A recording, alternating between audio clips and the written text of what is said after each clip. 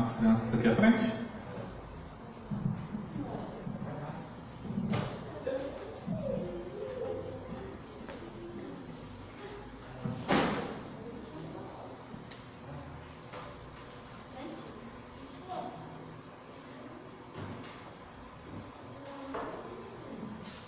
Vamos lá então, né?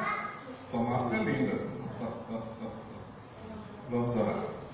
Querido Deus, amado Pai, Senhor, nós te louvamos e te agradecemos por esse culto que podemos estender a Ti, ó Deus, somente a Ti. Que Tu tenhas recebido os louvores como uma oferta de gratidão no Teu altar, ó Deus. Que Tu abençoe agora a ministração que será dada às crianças, que seja uma ministração que fale o coração delas, que fique gravado e que construa o caráter e a vida cristã dessas crianças. Abençoe a professora que estará sendo o veículo do Senhor para isso, o instrumento do Senhor para isso. E abençoe aqui também agora, Pai, use o Teu servo para falar a Tua mensagem e propagar aquilo que o Senhor tem colocado no nosso coração para ser tratado, para que possamos estar no centro da Tua vontade, Pai. Que Tu fales poderosamente em nosso meio, que Tu tenhas liberdade para agir e que possamos, ó Deus, estar aptos a ouvir e a obedecer. Muito obrigado por tudo. Te louvamos no nome do Senhor Jesus. Amém.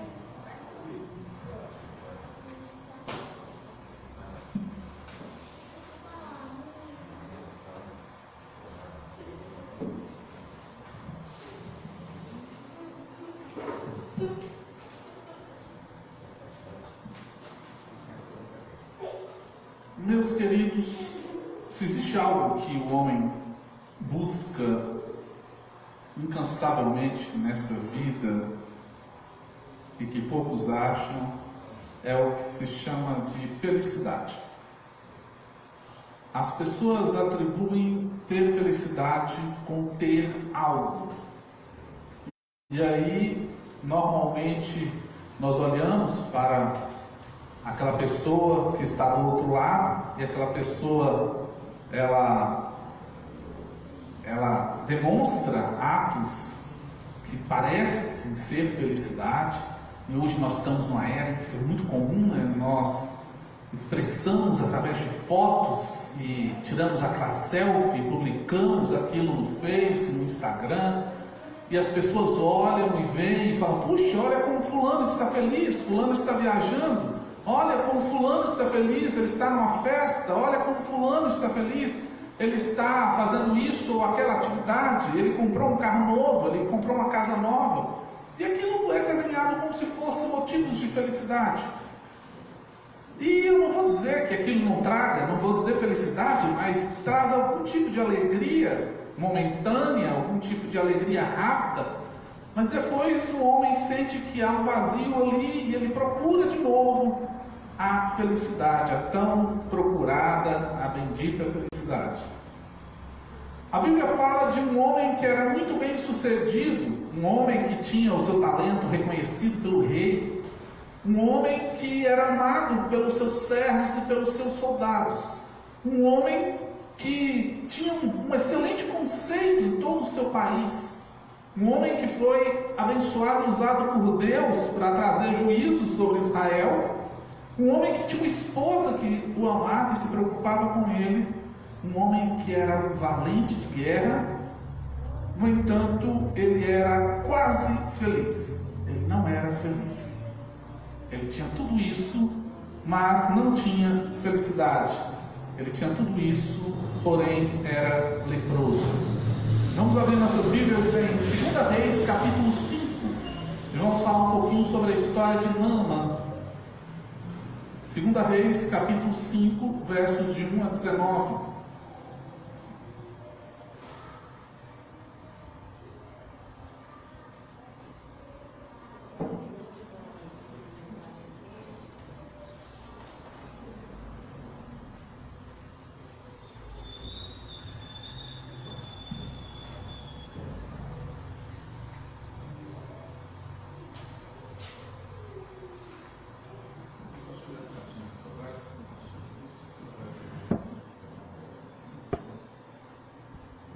Capítulo 5.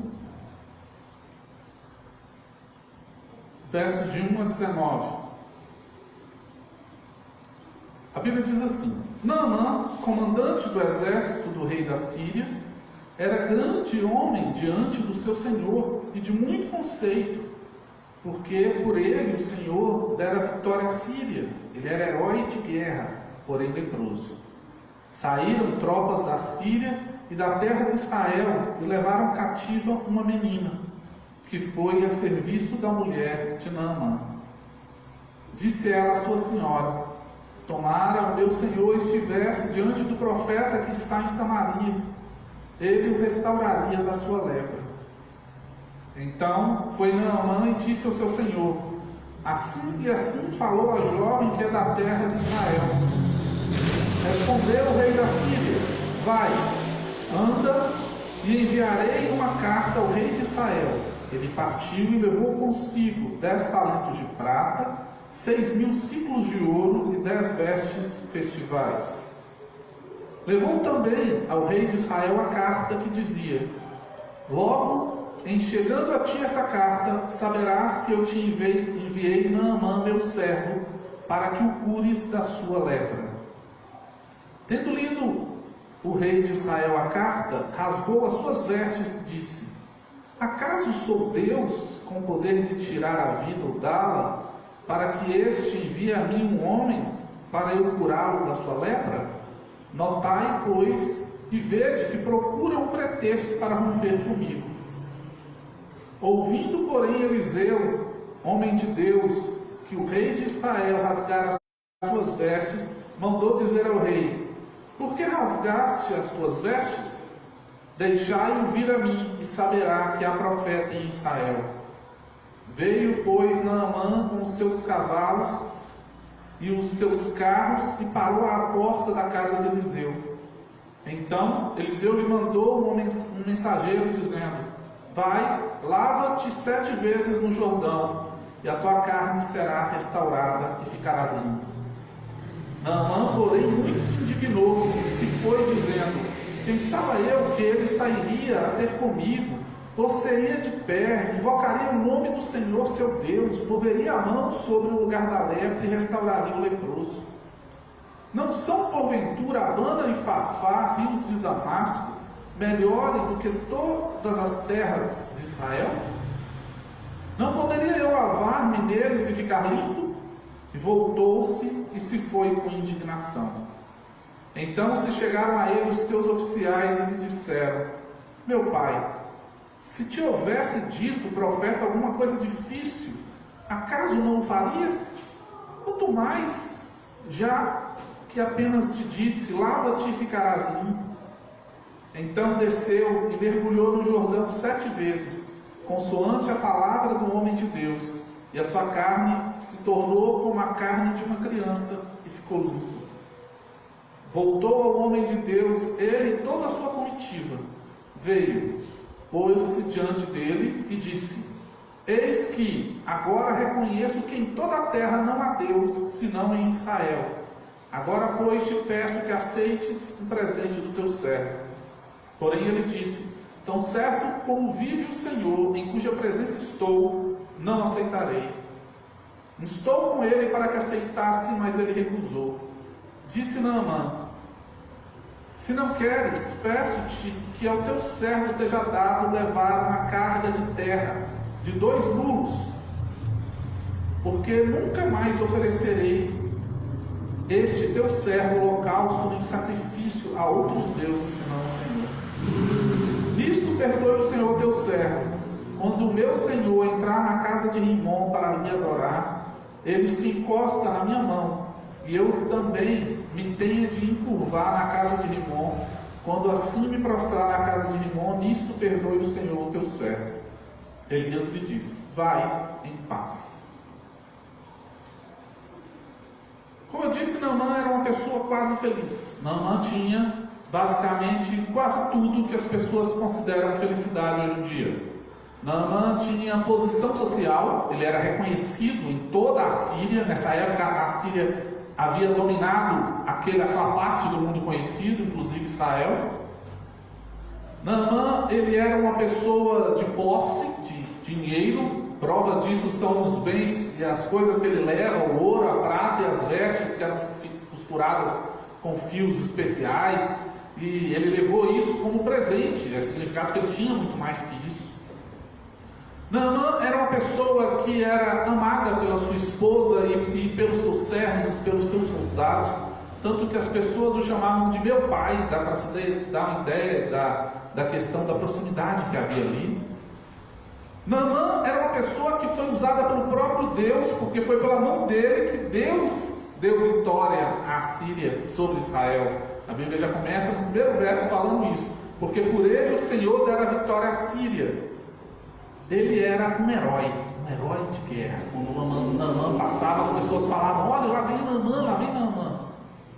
E se pensarmos pela ótica do mundo, a ótica que nós vivemos, sobre a importância do ter sobre o ser, nós poderíamos dizer que Naamã era uma pessoa feliz, mas ele não era. Ele era uma pessoa quase feliz. Faltava a Naamã algo que muitas vezes uma pessoa simples, que não tinha posição social, que não tinha riqueza, possuía, que era saúde. Eu me lembro quando começou a pandemia, no início do ano passado, que o dono de um dos maiores bancos lá da Europa, ele morreu vítima da pandemia.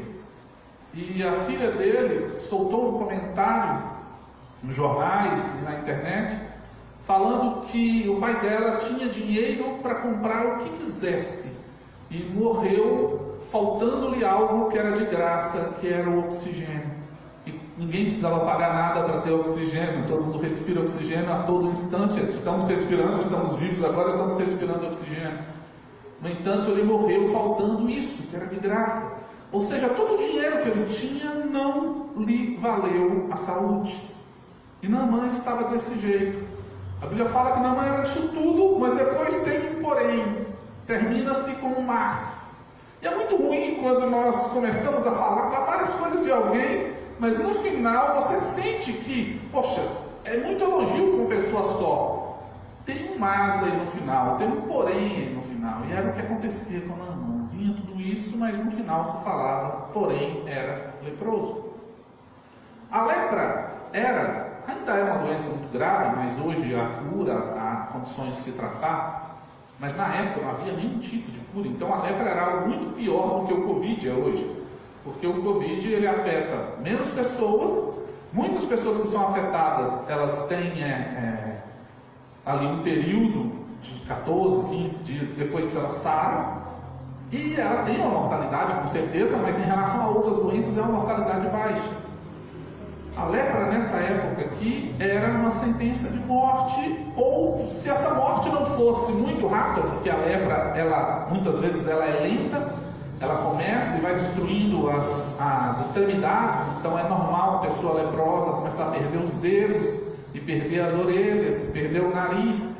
Ela vai atacando as extremidades e vai destruindo a pessoa, e a pessoa vai ficando cada vez mais desfigurada, e sente dor, lógico, sente muita dor.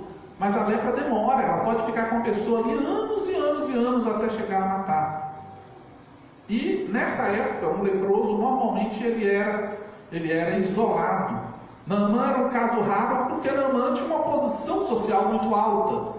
Então ninguém ia afastar Naamã e provavelmente ele estava no princípio da lepra dele, não era algo que estava tão visível. Talvez a lepra dele tivesse atacado uma outra parte do corpo. E aí ele usava a armadura, usava a roupa e aquilo tampava. Mas quando ele tinha que tirar essa roupa, percebiam que ele era leproso. Mas uma hora, até Naamã teria que ser afastado, porque as pessoas, todos perceberiam que ele estava leproso e teriam que isolá-lo. Um homem quase feliz, que depois vai encontrar a felicidade. Esse texto tem muitas coisas bonitas nele. Esse texto vai falar sobre essa pequena missionária, essa adolescente, essa jovenzinha, que foi levada escrava para trabalhar para a esposa de Naamã, e que ela poderia muito bem ter ódio no coração, não é certo, mas eu digo que é o que geralmente acontece. Ela poderia ter ódio no coração e querer mais que Naamã e a família dele sofressem. E no entanto ela vê aquilo, ela de dentro da casa de Naamã, ela sabia que Naamã estava leproso, as pessoas de dentro da casa sabiam, e ela fala: olha, quem dera ele tivesse lá em Israel, lá tem um profeta, e esse profeta é um homem de Deus, e ele oraria e ele curaria essa lepra. Ela passou uma boa nova, uma boa notícia para ele. E ele ficou tão entusiasmado, porque eu imagino que Naamã procurou todos os médicos possíveis, os médicos do rei, como Naamã era muito próximo do rei, os médicos do rei trataram Naamã, outros tratamentos alternativos que tinham na época, todos tentaram. Isso me lembra muito do Steve Jobs, que morreu alguns anos atrás. O Steve Jobs, o dono da Apple, criador do iPhone, do iPad, de um monte de outros dispositivos eletrônicos assim, extremamente tecnológicos. Quando ele morreu, ele deixou 5 anos de tecnologia para frente, já criada, para que viesse lançando. Ele teve câncer. E ele buscou todos os tratamentos alternativos que o dinheiro podia pagar. E mesmo assim não conseguiu. Ele com certeza prolongou ali alguns tratamentos, mas não teve condição de vencer. No final, a doença o venceu. E eu imagino que Naamã ele fazia o mesmo. Ele estava ali, como a Síria era o maior governo da época, ele tinha acesso à medicina melhor que a época existia. E que ainda era muito rudimentar, considerando com a nossa medicina de hoje. E mesmo assim, as coisas não estavam se resolvendo. Então, quando ele ouviu a história de que havia um profeta e de que havia alguém que poderia resolver o problema, ele mais do que depressa foi contar ao rei. E falou: olha, a menina me falou isso, isso e isso. E aí o rei, na sua ideia ali, sem saber como que funcionava isso, ele deu carta a Naamã e falou: leva essa carta, chega lá no rei de Israel e já que lá existe a cura, ele vai te curar. E o rei de Israel, ele nem procurou saber de Deus, nem do profeta Eliseu que estava ali em Israel. Ele, quando vê a carta, ele começa a olhar para si mesmo e falar assim: nossa, será que ele está achando que eu sou Deus? Está vendo que eles estão procurando pretexto para acabar com o nosso acordo de paz e para que a gente volte a brigar. E Eliseu, ele era uma pessoa de poucas palavras. Eliseu manda um recado para o rei e fala assim: será que o rei esqueceu que existe Deus em Israel, que existe homem de Deus em Israel? Manda Naamã aqui, que Deus vai curar. Naamã, ele faz pelo menos 5 atitudes em busca da felicidade e acaba alcançando essa felicidade. E que é bem diferente da felicidade que se tinha nos bens e na posição social que ele se encontrava. A primeira coisa que Naamã faz para alcançar a bendita felicidade é ouvir o testemunho de uma pessoa simples. Ele vai se abaixar, ele vai se rebaixar, se nós formos pensar nas posições sociais, a ouvir o testemunho, a orientação, a ouvir a indicação de uma escrava. Uma coisa é quando você tem um problema e quem te indica é um grande empresário, quem te indica uma solução é um grande advogado, quem te indica a posição é um grande médico, um grande engenheiro. Outra coisa é quando você tem um problema e quem vai te dar uma solução é uma pessoa simples, é um operário. Nós, por natureza, nós tendemos a rotular pessoas. Nós conhecemos a pessoa e chegamos nela e colamos um rótulo na testa dela. E é assim: esta pessoa é confiável, esta pessoa tem conhecimento, esta pessoa é alguém que eu posso contar. Ah, não, essa aqui não, essa aqui é muito simples, eu não tenho nada para aprender com ela. Essa aqui é muito simples, é muito bobinha, essa aqui eu só tenho para ensinar. Essa aqui não, essa aqui eu tenho que manter afastada, ela só vai me dar problema. E nós rotulamos as pessoas, e rotulando as pessoas muitas vezes nós perdemos de aprender, nós perdemos de desenvolver. Puxa vida, quanta coisa eu já aprendi com pessoas que não sabiam nem ler. Pessoas que sentaram comigo e começaram a contar da sua vida, e contaram histórias e coisas que eu olhei e falei assim: poxa vida, não é todo dia que a gente tem uma aula dessas. Nós temos que aprender a dar valor a todas as pessoas, porque diante de Deus todas as pessoas são iguais. Porque diante de Deus não faz diferença se eu tenho 1, 2, 3 diplomas. Diante de Deus não faz diferença se eu tenho um carro, 2 ou 3. Diante de Deus não faz diferença se eu sou mais bonito, mais gordo, mais magro. Diante de Deus não faz diferença se eu tenho dinheiro sobrando no banco. Isso não faz diferença diante de Deus. E Deus ama pegar coisas simples, coisas que são insignificantes para nós, e fazê-las grandiosas. Deus ama pegar um pastorzinho de ovelha que estava isolado lá, em que Samuel vai na casa de Jessé para ungir o rei de Israel, e Jessé põe enfileirado seus filhos todos, e esquece de um filho, de tanto que ele era pequeno. E Deus vai, Samuel olha, e Samuel vai querer ungir, Deus fala: opa, não é esse não, eu não olho igual o homem, eu olho o coração. E vai e passa: não tem mais um? Vem mais um. Não, esse também não. Não tem mais um? Não. Vem mais um. E foi indo até acabar. Eu falei assim: acabou todos, você não tem mais nenhum filho. Ah, eu tenho o Davizinho lá, que está lá no campo cuidando das ovelhas. Ele é mais simples, ele é mais novinho. Com certeza não é ele. Eu falei assim: não, ninguém nessa casa vai sentar para comer enquanto o menino não chegar, a gente vê. E quando Davi chega, Deus fala: é esse, não é esse. Deus ama fazer isso. Deus ama pegar uma camponesa, uma pessoa simples, e pegar e falar: ela vai ser a mãe do Filho de Deus.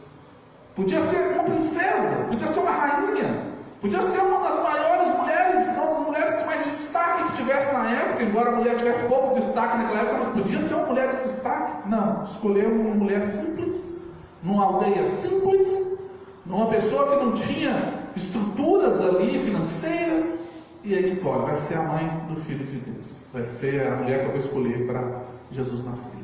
Deus ama fazer isso. A palavra de Deus diz em 1 Coríntios capítulo 1, versos 28 e 29 assim: Deus escolheu as coisas insignificantes do mundo, as desprezadas e as que nada são, para reduzir a nada as que são, para que ninguém se vanglorie diante dele.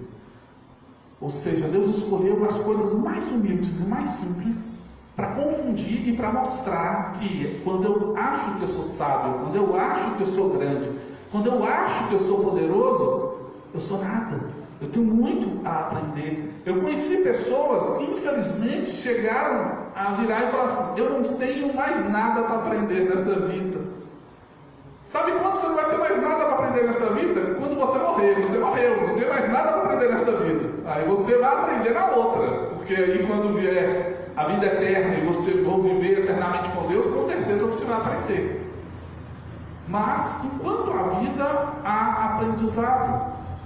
A hora que eu me fecho a aprender, eu me fecho a entender que nada sou e que Deus é tudo, a entender que sempre é necessário que Ele cresça e eu diminua.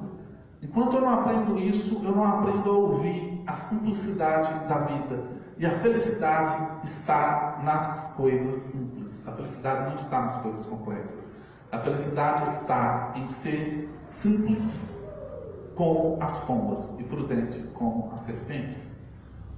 Então, Naamã está saindo aí de ser quase feliz para se tornar feliz quando ele começa a se rebaixar e ouvir uma pessoa simples que era aquela escrava.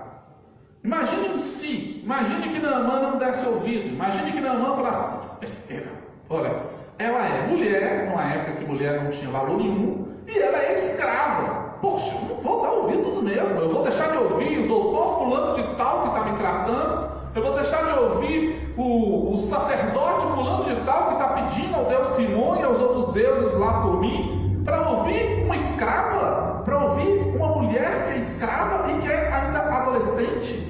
Ela não tinha nada a seu favor. Ele podia muito bem ter considerado isso e largado para lá. O que ia acontecer? Não, mãe, eu morri com lepra. No entanto, ele abriu seu ouvido e ouviu aquela pessoa simples. E em cima daquele conselho simples, ele foi atrás. A segunda coisa é exatamente o ir atrás, é o procurar ajuda.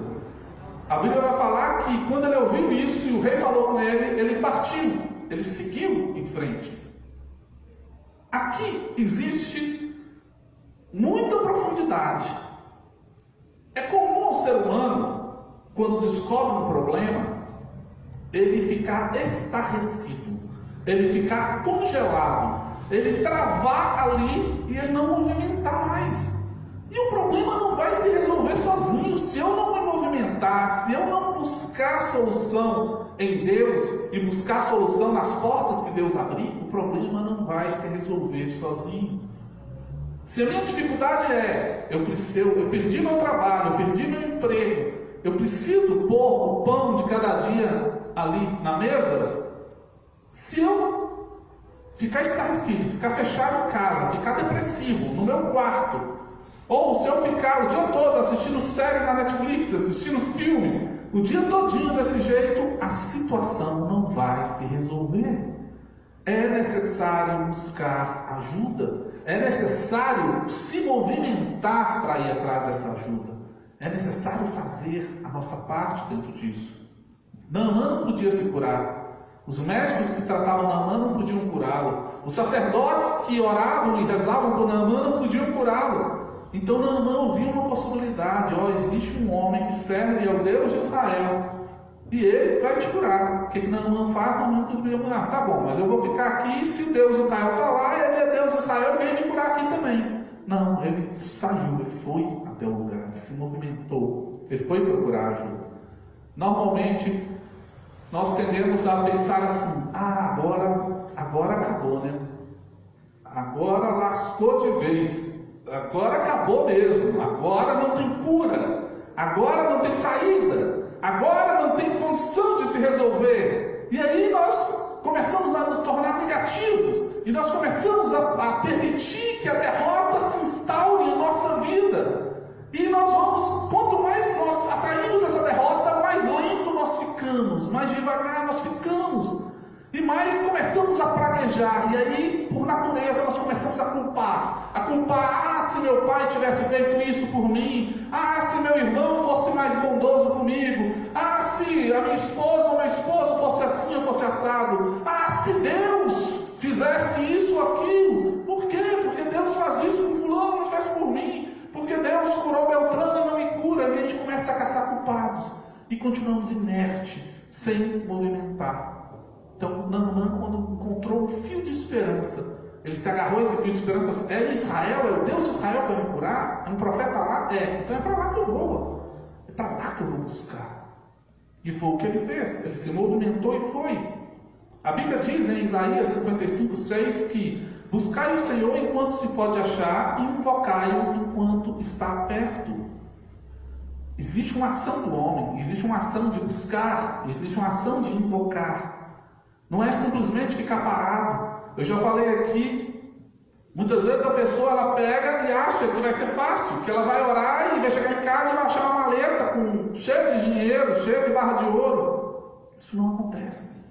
Não é maneira de Deus trabalhar, porque Ele sabe que eu sou mau. Ele sabe que nós somos maus. Ele sabe que o dia que Ele fizer isso comigo, na natureza humana que eu tenho hoje, nunca mais eu vou fazer nada. Eu vou simplesmente me encostar nele. E é diferente de descansar. Descansar em Deus é crer que Deus tem o melhor para você. E você continua trabalhando e continua fazendo o que precisa ser feito, mas você descansa a sua fé nele. Você coloca suas ansiedades em Deus. Se encostar em Deus é querer que Deus faça a sua parte, o que Ele não vai fazer. Porque Deus sabe que o dia que Ele fizer a sua parte, você não vai mais nunca fazer nada. Você vai ficar o resto da vida esperando a maleta de ouro chegar, a maleta de dinheiro chegar. E aí, Deus não trabalha dessa forma. Então Deus vai abrir portas, Deus vai me dar indicações. E aí dentro daquilo eu vou agir, dentro daquilo eu vou fazer a minha parte. Então Naamã foi buscar ajuda para encontrar a sua felicidade. Terceira coisa é que Naamã se humilhou perante Deus. Quando Naamã vai em Israel, e aí o rei faz toda essa presepada, e depois Eliseu manda o recado para o rei, manda Naamã ir lá, a gente imagina o que Naamã imaginou também. A gente imagina que Naamã, general da Síria, que havia conquistado Israel, conquistado aqueles povos, ele com uma grande comitiva de pessoas, ele com vários presentes de prata, de ouro, de tecido. A gente imagina que ele chegaria, e que antes dele chegar, Eliseu já estaria ali na porta esperando ele, e com o tapete vermelho estendido, e que Naamã chegaria, e todo mundo batendo palmas para Naamã, é Naamã, e aí Naamã entraria, e ele falaria, não, espera aí Naamã, deixa eu tocar em você, e tocaria ali onde está machucado, e a coisa se curaria. Naamã pensou nisso, nós também pensamos da mesma forma. Nós achamos e dividimos as pessoas de novo, baseado no ter e no ser. Nós dividimos as pessoas, fazemos acepção de pessoas pelas condições que elas podem oferecer. Em Tiago fala que muitas vezes nós fazemos acepção da seguinte forma: aquela pessoa que nós prezamos, aquela pessoa que tem mais dinheiro, aquela pessoa que tem mais influência, nós colocamos mais à frente. E aquela pessoa que não tem influência, nós vamos jogando para o escanteio. Que ela fique na porta da igreja em pé, a igreja está cheia, os mais ricos, os mais poderosos, os mais influentes sentem na frente. Depois vai diminuindo de grau e os que são os que têm menos fiquem em pé mesmo na porta. Eu me lembro de uma ilustração de Abraham Lincoln, foi, se não me engano, o primeiro presidente dos Estados Unidos, em que ele ia à igreja sempre que podia, e conta-se que certa vez soube que naquela igreja, naquele templo, o presidente estaria ali. E quando isso acontecia, vinha gente de todo lugar para ir no templo, porque as pessoas não estavam indo para cultuar a Deus, elas estavam indo para ver o presidente ali sentado na igreja. E o presidente vinha uma comitiva com ele, de pessoas que estavam ali buscando favores políticos e outras pessoas também, e a igreja encheu. E conta-se que naquele dia a igreja lotada, e aquele pastor ia pregar, e subiu ali, e chegou um senhor idoso. E esse senhor saiu lá do último banco, era uma igreja bem grande, e ele saiu no último banco, assim, andando e procurando um lugarzinho, até chegar lá na frente. Não havia nenhum lugar para ele sentar. E ele era um idoso simples, e aí ele olhou assim, e quando ele viu que não tinha lugar nenhum, ele virou de costas. Quando ele virou, ele começou a andar. O historiador fala que uma grande mão encostou no ombro dele assim, e ele olhou para trás, era o presidente que pegou e falou com ele assim: sente-se aqui, meu velho. E ele sentou e o presidente ficou em pé ali do lado. E foi uma vergonha para a maioria das pessoas, porque ninguém queria dar o seu lugar para aquele homem. Porque eu dar o meu lugar para ele? No dia que o presidente está aqui, eu quero mais ele estar aqui próximo do presidente. Naamã teve que se humilhar. Naamã, quando chegou achando tudo isso, achando que haveria uma diferença, haveria uma acepção, que Eliseu trataria ele como o grande Naamã, trataria ele como o grande general. E Eliseu não sai nem na porta para atender. Eliseu vira para o servo dele, que era Geazi, e aí ele fica lá dentro da casa e vira para Geazi e fala assim: olha, fala com ele lá que tomasse banho 7 vezes lá no Jordão e que vai resolver tudo, que ele vai ficar curado. E Geazi sai, eu acho que Geazi vai vir até meio sem graça, porque Geazi era muito político. Se você continuar lendo a história, você vai ver o que Geazi aprontou. E Geazi vai, acho que até meio sem graça, fala assim: olha, você me desculpa aí, Eliseu tem um gênio forte, sabe? Ele tenta remendar essas coisas, né? Eliseu tem um gênio forte, ele não é uma pessoa muito política igual eu, não. Se fosse eu ia te tocar, se fosse eu ia falar isso e aquilo. Mas ele falou para você ir tomar banho. Por que ele mandou tomar banho? Não, mandou tomar banho no Jordão, é específico, sabe? Não é simplesmente ele virasse, vai tomar banho, o cara também podia apelar, mas não, vai tomar banho no Jordão. E ele foi para o Jordão tomar banho 7 vezes, mergulhar 7 vezes. E há toda uma razão para ser 7 vezes. E a Bíblia fala que Naamã ainda sai com o coração orgulhoso dali. Ele ainda sai nervoso, indignado, com raiva. Ele fala assim: poxa vida, mas eu achei que o profeta viria, eu achei que o profeta falaria isso e isso, eu achei que o profeta me tocaria, eu achei que ele faria isso e aquilo outro.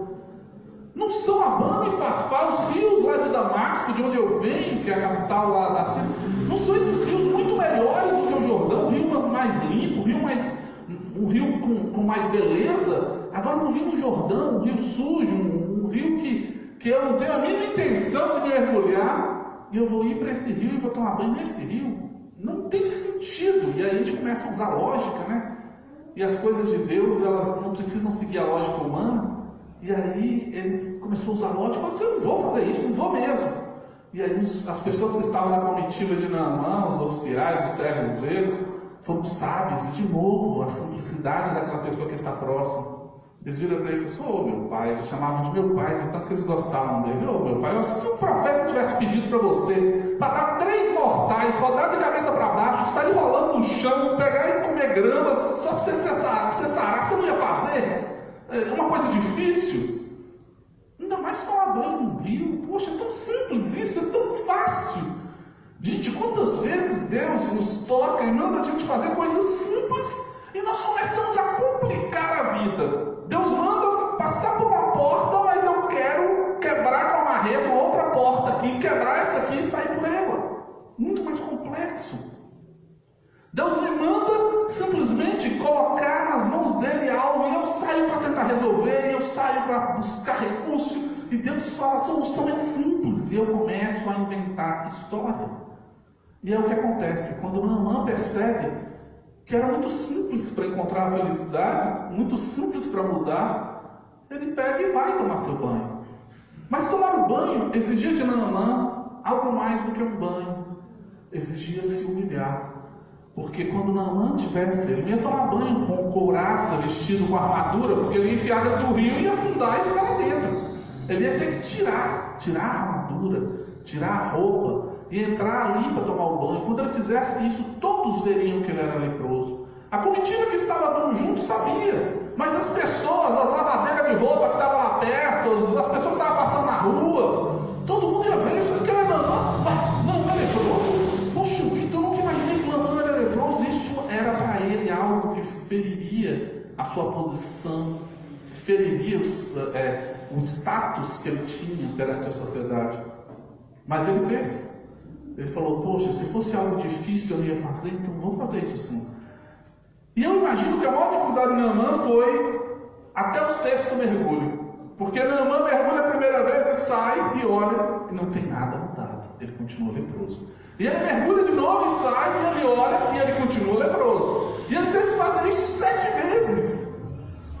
Imagina, porque normalmente nós temos uma tendência a querer ver a coisa gradual. Então, se Naamã mergulha a primeira vez, digamos, e volta, e ele percebe que a pele dele começa a ficar boa, depois ele mergulha de novo, volta, ele percebe que está ficando melhor ainda, ele mergulha de novo e volta, e daqui a pouco, até chegar no final, isso vai fortalecendo.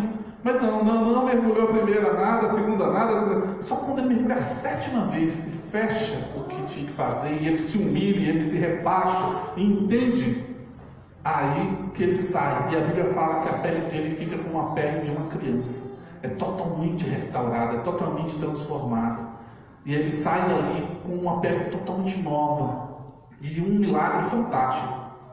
Deus, na sua sabedoria, precisava tratar Naamã, precisava tirar Naamã do trono para que o próprio Deus sentasse.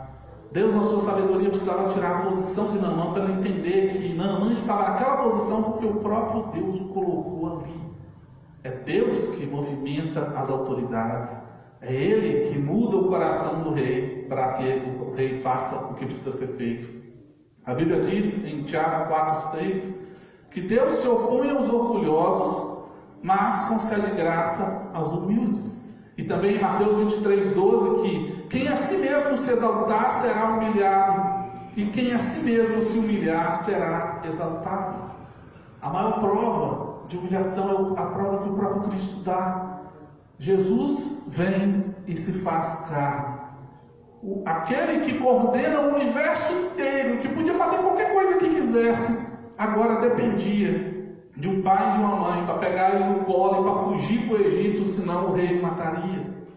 Aquele que podia comer o que quisesse, produzir o que quisesse para se alimentar, ele vai depender agora da comida, do leite da mãe, depois do alimento que os pais derem. Então ele se rebaixa a ser a posição de homem. Ele abre mão temporariamente dos seus poderes de Deus para se rebaixar a uma posição humana. Aquele que se humilhar será exaltado. Por isso que ele, conforme Filipenses 2, recebe o nome que está acima de todo nome. E toda a terra, debaixo da terra e acima da terra, nos céus, vai confessar que Jesus Cristo é o Senhor. Em quarto lugar, uma vez que Naamã aprendeu a ouvir as pessoas simples, uma vez que Naamã aprendeu que é necessário tomar sua atitude e fazer, uma vez que Naamã aprendeu que precisa se humilhar e entender que Deus está acima de tudo e de todos, Naamã se converte num verdadeiro adorador. Naamã, quando volta para Eliseu e volta trazendo presentes. Não que ele tivesse intenção de comprar Eliseu, mas ele ficou tão feliz que ele queria dividir com Eliseu e dar para Eliseu uma lembrança, um presente qualquer.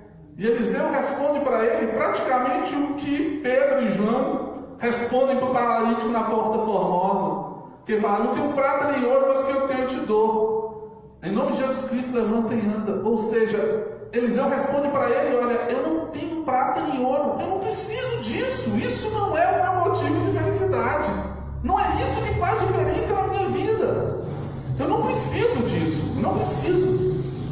E aí, não, mas pelo menos uma veste especial, não tem nem como usar essa veste, vai ficar até estranho na posição simples que eu sou. E aí ele fala: não vou aceitar nenhum presente. Ele insiste de novo: não vou aceitar nenhum presente. Aí Naamã vira e pede um pedido diferente. Naamã vira e fala assim: olha, então me dá, concede um pedido para mim. Ele falou: o quê? Terra. Eu quero pegar 2 mulas, cada uma com uma tanga, dava 2 sacos, então 4 sacos de terra. Quero pegar 4 sacos de terra daqui da terra de Israel e levar para mim. Para que, Naamã, pelo amor de Deus? Não, porque eu quero me lembrar, não que a terra é santa, não que a terra é algo que vai produzir alguma coisa, mas vai ser uma lembrança. Eu quero levar, eu quero colocar isso lá no meu quarto e fazer um canto de adoração, um canto de oração. E eu vou saber que sempre quando eu me ajoelhar naquela terra, eu vou me lembrar da terra de Israel, vou me lembrar do que aconteceu em Israel comigo. E isso vai reforçar no meu coração a fé em Deus. E a partir desse momento, nunca mais eu vou oferecer sacrifício a nenhum outro Deus, a não ser o Deus de Israel. Ou seja, na procura pela felicidade, Naamã encontra a felicidade. Encontra a felicidade em Deus, que é o único que pode produzir felicidade no homem, que é o único que pode preencher o vazio que o homem tem dentro de si, que a riqueza não preenche, que o status não preenche, que o carro, que o dinheiro não preenche, que as mulheres não preenchem, que a droga não preenche, que a bebida não preenche. Só Deus preenche esse espaço e que produz felicidade verdadeira. Então não faz isso. E Eliseu fala: pode levar, a terra mais tem aí, pode levar. Se você acha que isso de alguma forma vai ser uma boa lembrança, faça. E ele vai e passa para o último passo, que é quando nós nos convertemos. A conversão é um ato único, ela acontece uma única vez. Você não entra no estágio de conversão, você se converte a Cristo. É um novo nascimento, você só nasce uma vez, não consegue nascer 2 vezes. Você nasce uma vez fisicamente e nasce uma vez espiritualmente. Então Naamã nasceu espiritualmente aqui. E aí começa o que a gente chama de um processo, que é chamado de santificação. Ou seja, uma vez que eu me converti, cada dia que vai passando, Deus vai me trabalhando. E coisas que eu fazia errado, eu começo a deixar para trás. E eu vou evoluindo. E aí começa já o processo de santificação na vida de Naamã, que é o 5º passo. Naamã começa a reavaliar seus conceitos. O que Naamã fala? Naamã pega aquilo, ele fala que nunca mais ele ofereceria nenhum sacrifício a nenhum outro Deus, a não ser o Deus de Israel. E aí ele fala com Eliseu: mas eu queria que Deus me perdoasse de uma coisa. Estou lembrando aqui, Deus me perdoasse de uma coisa que está me incomodando. Ele falou: o que, Naamã? Olha, quando eu vou lá em Rimon, lá na igreja que tem um Deus falso, sírio, que é Rimon, e o meu mestre, o meu senhor, o rei, vai comigo, o rei se ajoelha perante Rimon para adorar o Deus dele, e ele se apoia no meu braço, e quando ele faz isso, ele me obriga a baixar também. Então, quando isso acontecer, que Deus perdoe, porque eu estou debaixo da ordem dele. Então, que Deus me perdoe quando eu me abaixar ali, mas eu não vou estar adorando, no meu coração eu não vou estar adorando, na minha mente eu não vou estar adorando, mas eu vou estar do lado do rei. Então, quando ele se abaixar segurando meu braço, eu também vou me abaixar. Entendam que nós estamos lidando com um novo convertido.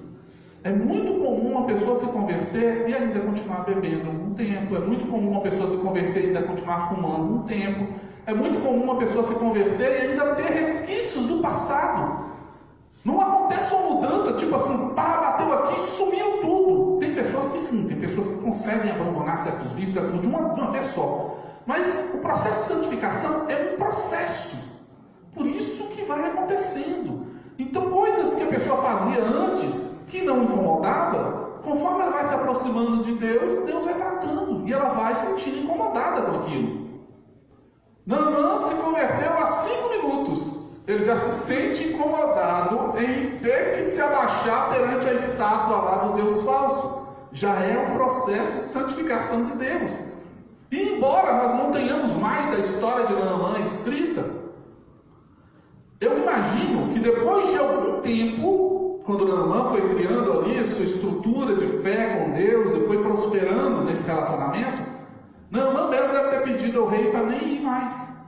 Naamã mesmo deve ter falado: olha, rei, o senhor sabe que eu fui em Israel, o senhor sabe que eu estava leproso, que eu ia morrer, e que o Deus de Israel me curou, e Ele é o meu Deus agora. Então eu não quero irritar o meu Deus, eu não quero ficar longe do meu Deus. Então eu vou pedir ao rei que quando for para Rimon, que o rei vá só, ou leve outro servo, não me leve. Com certeza chegou isso na vida de Naamã, não está escrito, mas com certeza. Por quê? Porque com 5 minutos de convertido, com alguns minutos de convertido que Naamã tinha, Naamã já sentia o Espírito Santo incomodando o coração dele quanto a essa atitude que ele teria que fazer. Então ele reavaliou os seus conceitos.